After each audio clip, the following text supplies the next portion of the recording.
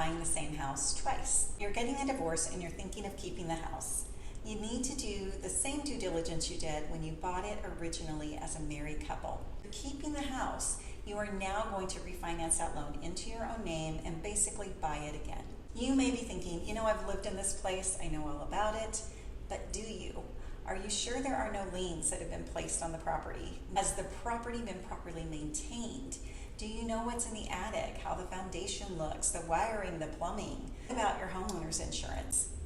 Is the policy issued originally going to be valid now that you're going to be the sole owner? In making decisions about keeping the house, do your due diligence. You need to gather all the information that you need, and if you're not certain what documents you need, working with a real estate divorce specialist can help with that. If you want more information on how to avoid house pitfalls when you're divorcing, you can find it at my website at divorcehousepro.com.